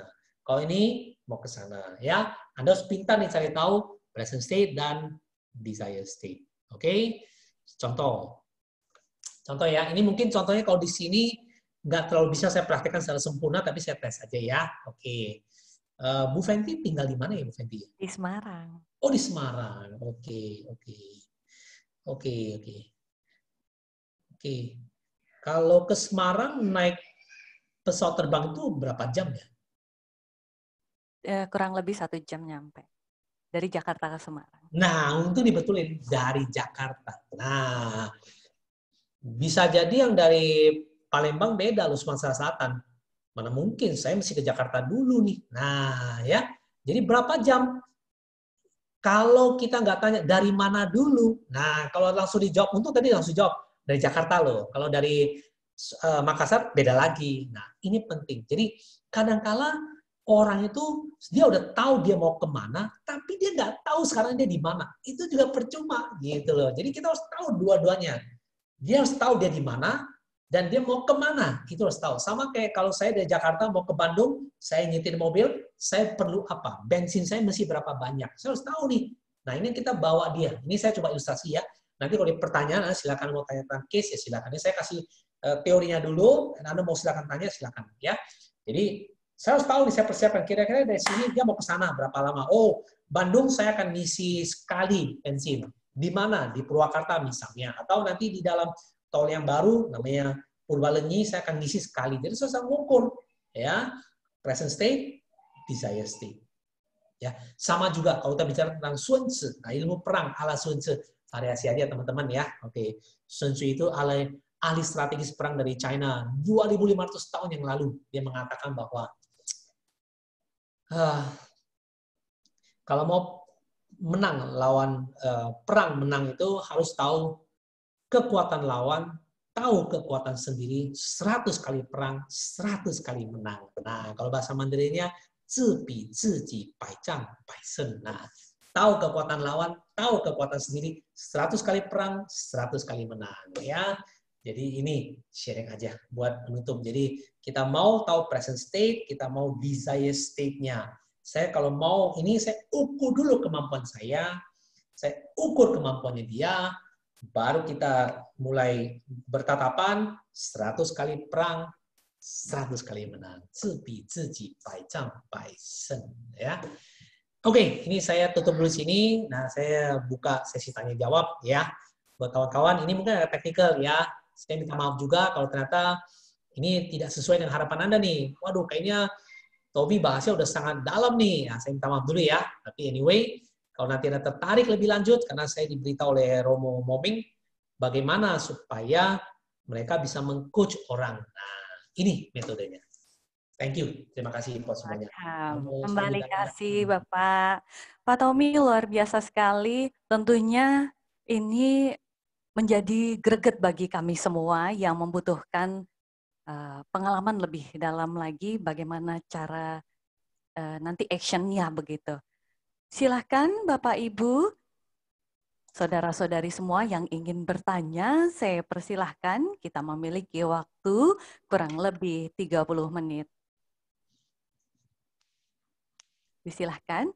Oke, karena belum ada yang bertanya. Mungkin kita buka-buka satu pancingan buat para pendengar sekalian yang ingin bertanya baik di kolom chat maupun secara langsung. Ini Romo Dadi mungkin sudah membuka mic-nya. Sebenarnya ada raise hand ya. Ada gambar raise hand kalau Bapak Ibu mau bertanya, nanti kita bukakan mic-nya begitu. Oke, ini ada, oh belum. Baik.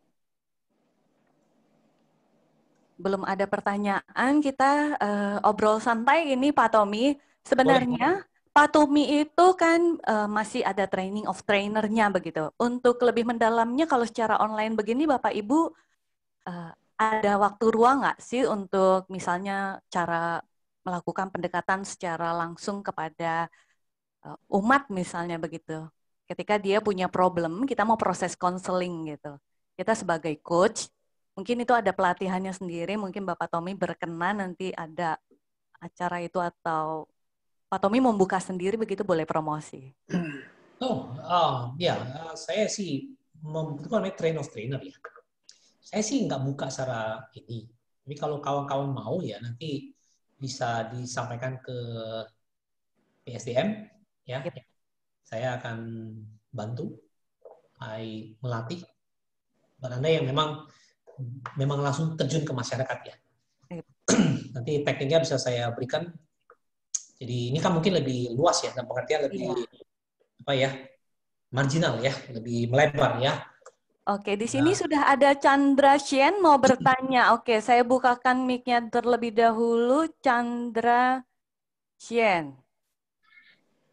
Oke, silahkan. Gambarnya dihidupkan juga. Videonya silahkan.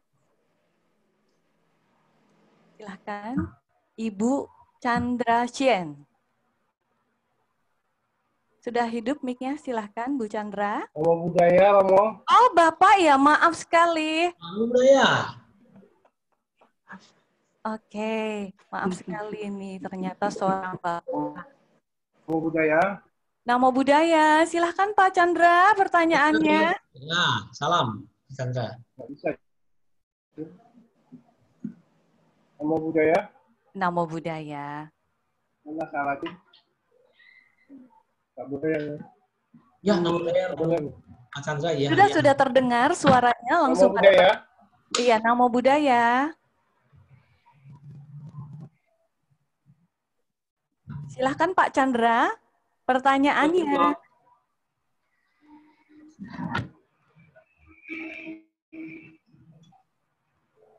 Namo Buddhaya. Iya Pak Chandra, silahkan pertanyaannya. Sepertinya. Nggak bisa. Nggak bisa.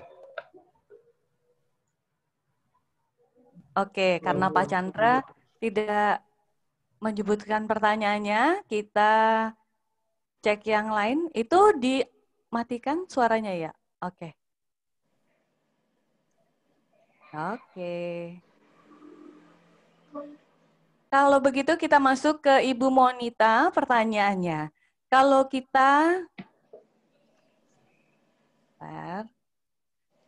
kita sudah ingin menolong, kemudian sudah susah mengatasi, saya akhiri memutuskan ya mungkin berdasarkan waktu akan selesai anicca. Bagaimana menurut Pak Tommy? Ini bukan Pak Tomo ya, Pak Tommy.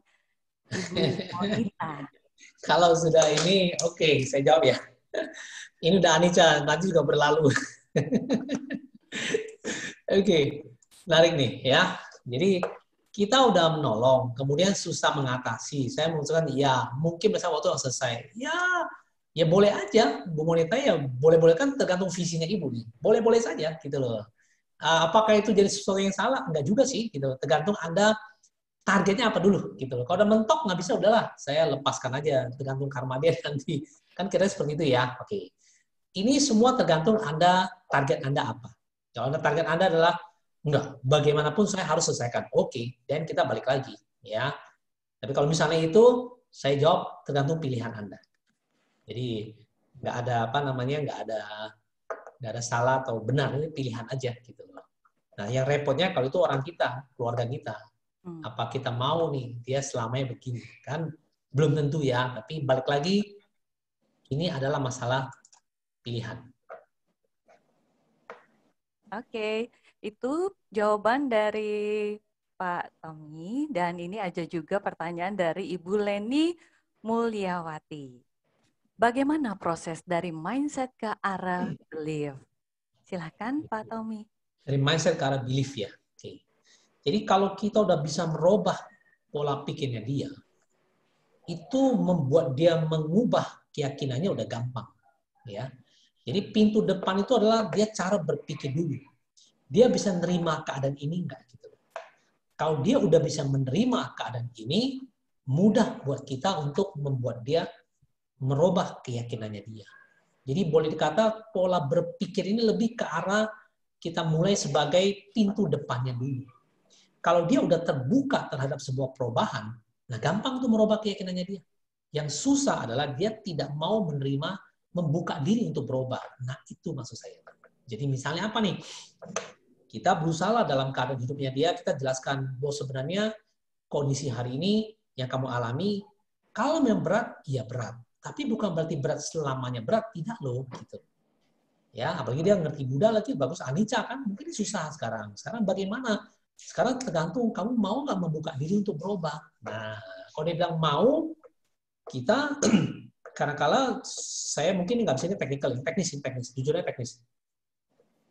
Kita kadang-kadang lebih bersifat memaksakannya untuk berubah, menerima. Nah ini kalau di saya nggak terlalu mau biasanya. Saya selalu mengambil contoh-contoh supaya dia akhirnya dia berubah dengan kesadaran. Nah itu yang bedakan. Contoh-contoh. Ini saya agak sedikit melenceng dikit ya, karena waktu kan terbatas ya. Ini pertanyaan saya banyak ya. Apa namanya? Orang itu berubah. Saya coba naikin lebih dalam lagi bahasanya. Orang itu berubah bisa nggak sih permanen? Bisa, jawaban saya. Kenapa? Jadi gini, misalnya ya, saya dengan Bu Fenty aja ya, kita lebih gampang karena kan you punya mic nyala ya. Ya. Misalnya, tapi ini bukan Anda. Ini cuma satu simulasi saja. Ini bukan Anda, cuman terpaksa Anda mesti jawab gitu ya sebagai moderatornya ya. Ya, pura-puranya aja saya. Pura-puranya aja. Ini bukan Anda. Oke. Misalnya Anda membenci seseorang. Oke. Karena dulu dianggap dulu pernah mencelakai, misalnya merugikan sekian. Tapi ini kebenarannya tidak pernah terkuak. Sampai 20 tahun kita membenci orang itu. Tapi kemudian setelah 20 tahun kemudian ada teman baik kita yang mengatakan si itu ibu itu sebenarnya dulu melindungi kita loh, melindungi kamu. Tapi dia nggak punya kesempatan jelasin. Akhirnya ya kita nggak bisa menjelaskan. Akhirnya sebenarnya dia di pihak kita, bukan di pihaknya itu loh. Nah, saya mau tanya Bu Fenty. Setelah dengar gini, apakah Anda akan membenci dia lagi? Tidak. Ya udah. Tidak akan gantung lagi. Karena apa? Udah nggak bisa digantung lagi. Nah, maksudnya seperti ini. Jadi kalau orang sudah mengerti, perubahan tadi akan berlangsung lama. Nah, yang belum mengerti adalah belum bisa berubah karena dia nggak terbuka. Ini saya bilang, mau kita salahkan sikap dia atau dia menyadarinya. Nah, ini skill. Kalau ini skill, you have to be skillful. Nah, begini itu bukan kepintaran, ini masalah skill dan satu lagi jam terbang. Jadi itu maksud saya, ya. Jadi kalau dia udah mengerti, kayak kita belajar dharma, sudah tahu nih anicca, ya sudah buat apa diperdebatkan lagi? Kita udah memahami kok, ya ini anicca. Kalau hari ini satu saat saya akan tua, ini anicca. Nah, sama. Ini mindsetting. Kalau mindset udah terbuka, dia udah gampang menerima berikutnya. Oke, sekarang berarti kamu belajar lebih tinggi ya. Nah, gitu. Kira-kira gitu. Saya coba untuk menyamakan ya. Oke. Thank you Ini ya. dari Pak Wisnu. Pertanyaan lagi Pak Tommy. Pak Tommy, saya merasakan ada hubungannya antara present state dan desired state yang dijelaskan Pak Tommy dengan 4 kesunyataan mulia ajaran Buddha. Mungkin Pak Tommy bisa bantu menjelaskan. Terima kasih. Ya, kalau saya pikir ini ya, oke. Wait ya, sebentar ya. Ntar ada anak sebentar. Ya, jadi kalau saya coba, kalau kesunyataan mulia, oke, hubungannya ya. Saya ambil contoh begini. Present state itu dan desired state, itu kalau kita scope-nya kecilin ya. Kalau nanti kita bahas kesunyataan mulia jadi melebar ya. Karena waktunya cukup terbatas ya. Saya coba kecilkan scope-nya nanti kalau satu saat berada Wisnu saya akan jelasinnya. Okay. Tapi yang di sini saya mau tekankan. Jadi present state dan desired state itu adalah hanya sebuah kondisi. Nah, kenapa kita sebut itu kondisi? Kondisi itu begini. Jadi kondisi itu sebenarnya tidaklah kekal, betul nggak? Kan cuma kondisi. Nah, kan makanya dia nggak, orang bule juga pintar di sini. Dia sebenarnya present state. Mood saya hari itu. Oke. Jadi ada keadaan saya sekarang, keadaan yang diinginkan. Nah, ini bisa kita maksudnya ke 4 sunyata mulia tadi itu kan tidak ada yang kalau saya mau taruh satu kesimpulan di sini, nggak ada yang absolut. Dia pasti berganti. Nah, tetapi dalam teknik kita menyelesaikan sebuah masalah, kita mau nggak mau harus dulu mengerti jenis masalahnya di mana, lalu dia mau kemana. Nah, ini mungkin saya turunkan. Jadi jangan ke sunyata mulia, jangan. Tapi kita masuk ke tingkat buminya aja dulu. Solve problemnya dulu. Ya, sementara saya jawab dulu gitu ya. Oke, thank you Pak Tommy. Ini ada lagi dari Eris Bali. Pertanyaan saya, bila ada anak bimbingan yang sudah kita coach, ternyata tidak keluar sebagai juara atau target, tidak tercapai. Kata-katanya, pembangkit seperti apa yang kita berikan supaya tidak down dan mau mencoba lagi, tetapi juga tidak menjadikannya sakit hati atau menyalahkan orang lain. Oke, coba ya. Boleh Bu Fenty baca sekali lagi? Oke, saya pelan-pelan dulu ya. Bila ada anak bimbingan yang sudah kita coach, ternyata tidak keluar sebagai juara atau target tidak tercapai. Kata-kata pembangkit seperti apa yang kita berikan supaya tidak down anak tadi ya dan mau mencoba lagi, tapi tidak menjadikannya sakit hati atau menyalahkan orang lain. Disilahkan, Pak. Oke, thank you. Saya sengaja minta baca sebenarnya satu. Teman-teman yang pas ngikutin ya. Nah, bila ada anak bimbing yang sudah kita coach, ternyata tidak keluar sebagai juara atau target tidak tercapai, kata-kata pembangkit seperti apa yang kita berikan supaya tidak down dan mau mencoba lagi. Tetapi juga tidak menjadikannya sakit hati atau menyalahkan orang lain. Nah, ini nih. Kalau saya tangkap dari pernyataan Harris Bali ini, berarti sebenarnya bisa juga nanti dia menyalahkan orang lain nih, ya. Jadi bukan hanya, nah ini berarti kalimatnya ini benar nih. Kalau saya tangkap begini, kalau saya dengar begini, saya berusaha melok dulu satu keadaan. Berarti kalau dia nggak capai dan tidak, jadi bukan kata pembangkit ini sepertinya lebih ke arah supaya dia tidak sakit hati dan juga tidak menyalahkan orang lain. Nah, ini sebenarnya lebih penting, ya. Tapi bisa aja nanti dijawab pertanyaan berikutnya bisa. Tapi ini kalau saya begini, sebenarnya saya ada dua. Satu, kasih dia motivasi. Dua, ingat, motivasi dari sudut mana nih? Dari pertanyaannya adalah, kalau kata pembangkit kan wajar. Ya, yang tadi yang kalimat pertama, paragraf pertama itu kan hanya sebuah keadaan.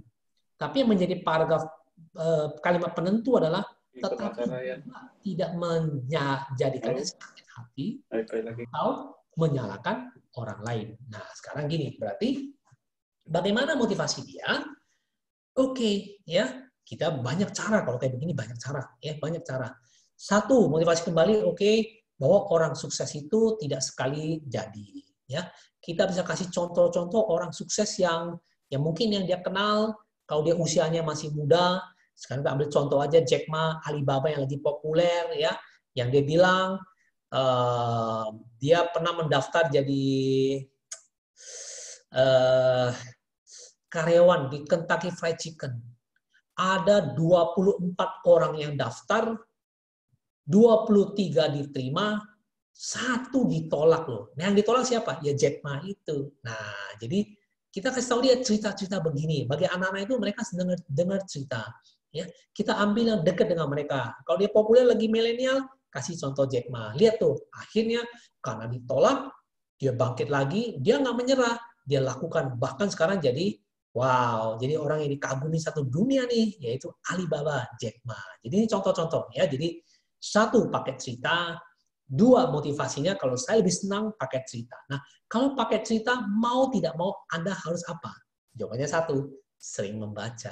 Nah, kita sebagai pandita ataupun sebagai kawan-kawan kalau mau jadi pingin menyelesaikan masalah orang lain, saran saya bercerita paling gampang, terutama anak-anak, orang dewasa juga senang bercerita. Kita lihat kalau kita belajar Dharma, belajar ini juga kan, di kitab ini diceritakan. Nah, kita kan juga suka dengar cerita. Sama, manusia senang dengar cerita. Ya, jadi banyak hal yang bisa kita lakukan. Ya, saya jawab sekilas dulu ya. Tadi itu, silakan. Satu lagi pertanyaan terakhir, Bapak, sebelum Bapak closing statement. Yes. Dari Ibu Yeyen. Terkadang kita punya niat dan membantu anggota tim kita yang kurang aktif, supaya aktif. Kita ajak bicara dan dengarkan masalahnya. Lalu tercapai kesepakatan, orang tersebut sudah mau aktif, tetapi ternyata ya balik lagi. Orang tersebut mati suri lagi. Apa yang harus kita lakukan? Terima kasih. Silakan. Oke. Yeyen ya. Oke, mati suri. Waduh.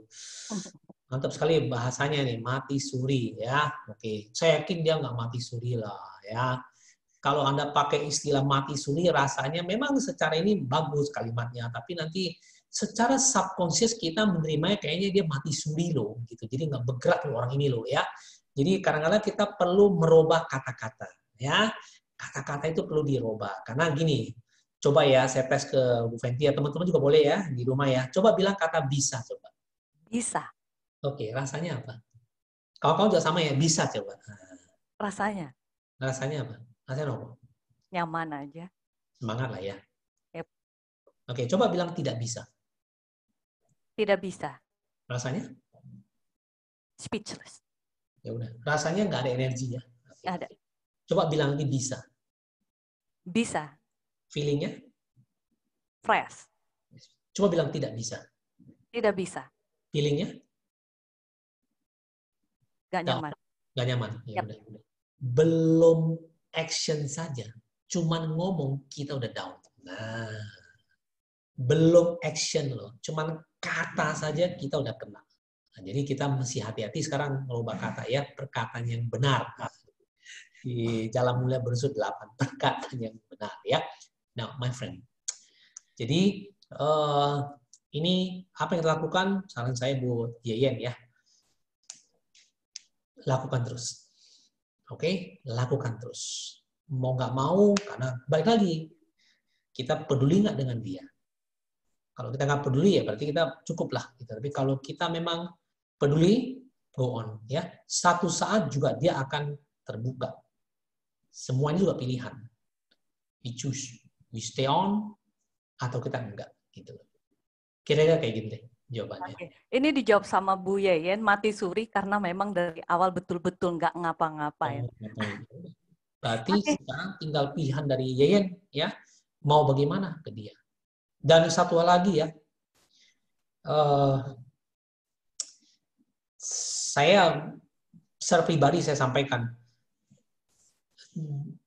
kecuali Anda mengambil tanggung jawab sepenuhnya. Kalau tidak, berarti ya tergantung keputusan Anda gitu loh. Ini sesuatu yang harus pragmatis melihatnya. Jadi kalau memang ini harus berubah, saya harus pikirkan, ya sudah, saya ambil kesempatan ini. Tapi kalau saya pikir enggak, saya masih punya tugas yang lain. That's it gitu loh. Oke. Thank you buat klarifikasinya. Thank you. Terima kasih sekali Pak Tommy. Boleh closing statement untuk mengakhiri topik kita kali ini, coaching. Oke, thank you ya teman-teman. Hari ini kalau tanya closing statement sebenarnya saya sih lebih ke ada kalau dari segi coachingnya ya. Sebenarnya dalam mengcoach itu melatih orang itu technical itu cuma 20% akan memudahkan kita. Tapi yang sangat berpengaruh adalah di diri kita mau nggak dia maju. Itu yang sebenarnya sangat berpengaruh. Kita punya hati yang besar nggak untuk dia itu. Kalau kita punya, maka semua itu akan mudah jalaninya. Ya, teknis itu semuanya menurut saya juga nggak yakin apakah ini saya punya paling tepat juga enggak. Kan juga masih banyak metode yang lain. Ibaratnya yang saya hari ini ajarkan ini adalah seperti obeng saja. Obeng kan jenisnya banyak. Ini hanya obeng kebetulan hari ini pas aja bukanya. Jadi nanti juga banyak kawan-kawan yang punya obeng lain juga yang juga bagus bukanya. Nah yang bedanya cuma satu atau titik kesamanya ada di satu. Ketika kita membantu seseorang, niat kita itu, intention kita itu penting. Ya. Nah kalau saya bicara ke arah coaching, maka satu yang lebih penting lagi, jangan menjudge. Kalau kita judge, awal-awal udah kita judge biasanya sulit tuh. Karena dia pasti akan defense, dia akan nutup. Nah, kalau nutup udah percuma. Ya. Setelah kita bisa tembus pintu pertama, kedua baru kita kasih dia pengertian. Ini salah loh gitu. Salah pun salahnya di mana. Nah, itulah closing statement-nya kira-kira seperti itu. Praktisnya. Terima kasih Pak Tommy. Ini kita bersama-sama akan mengakhirinya, tetapi saya mohon Bapak Ibu semuanya bisa menghidupkan videonya dan kita bersikap anjali.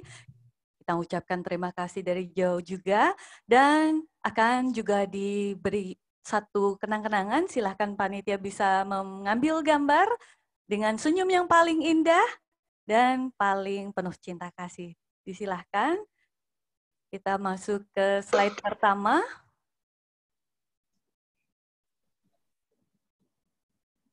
Ibu Vera nanti boleh kasih jempolnya atau boleh hidupkan mic-nya kalau sudah selesai diambil gambarnya. Baik, saya akan mulai foto dari slide pertama. Ditahan dulu ya Bapak Ibu, karena slide-nya ini ada 5. Baik, untuk slide pertama oke. Slide kedua, Bapak Ibu mohon tidak mengisi di chat dulu ya, karena akan menutup kamera yang bagian bawah tidak terlihat nanti pada saat difoto. Slide kedua, mohon kepada Bapak Andri Wijaya jangan bergerak dulu, nanti tidak terekam kamera. Baik. Slide ketiga, ditahan sebentar ya Bapak Ibu ya.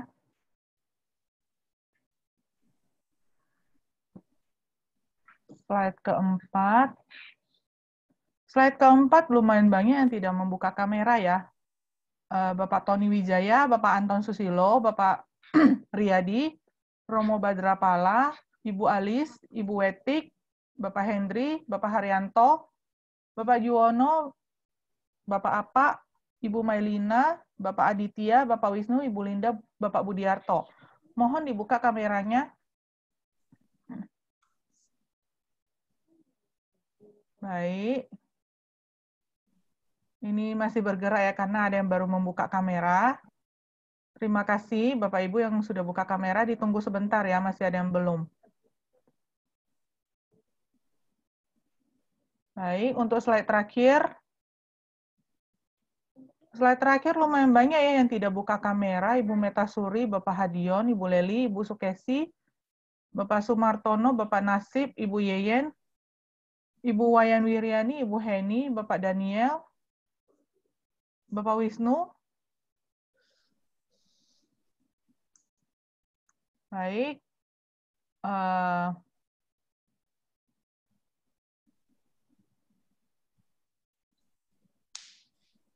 Ya, selesai.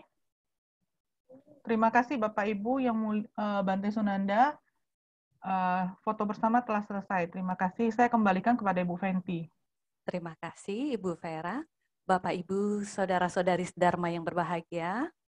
Demikianlah acara kita pelatihan daring 2020 dengan topik coaching. Saya selaku moderator, mohon maaf apabila ada tutur kata yang kurang berkenan.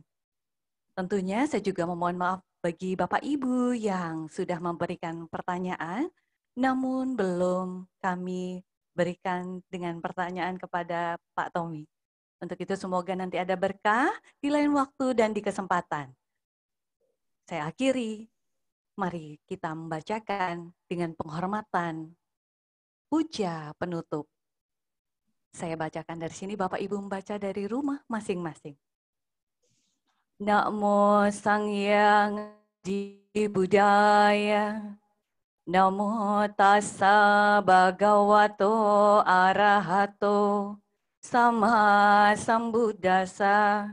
Namo Sarwe Bodhisattvaya Mahasattvaya. Aspirasi pelimpahan jasa. Semoga jasa-jasa kebajikan yang dapat dikumpulkan dari kegiatan ini dapat melimpah kepada para leluhur dan sebagai parami bagi pencapaian kebudayaan.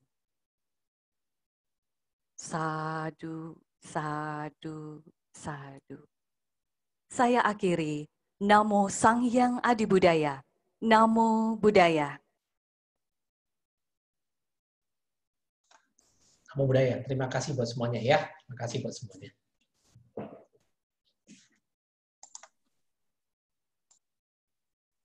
Apakah Ibu Vera ada penyampaian informasi? Iya, Yang Mulia Bante, Bapak Ibu yang saya hormati, sebagai informasi pada hari ini kita ada 2 sesi ya. Nanti di jam 5 sore kita ada 1 sesi lagi dengan Ibu Lilis Juliati Arif dengan topik manajemen konflik. Jadi Bapak Ibu jangan lupa nanti bergabung kembali ke Zoom yang sama dengan topik yang berbeda. Itu aja dari Bapak Hendrali, mungkin ada informasi? Bapak Silakan Bapak Hendra. silahkan. Nah, udah cukup. Terima kasih banyak, Ko Tommy. Makasih banyak untuk waktunya. Teman-teman istirahat dulu. Nanti sore kita masih ada 1 sesi lagi ya. Awesome. Luar biasa. Luar biasa.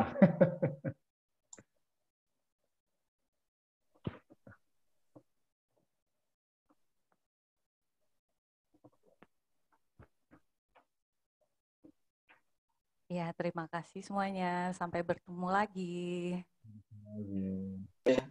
Sampai jumpa lagi, Penti, nanti malam. Saya bertemu di Papua Barat. Bagi Bapak Ibu Iya. yang gabung di Nanti Papua buka Barat, 2 channel kita. jam 4 sore waktu Indonesia Barat. Jam 6 Terima kasih teman-teman. Jumpa lagi nanti. Iya. Saya live promo.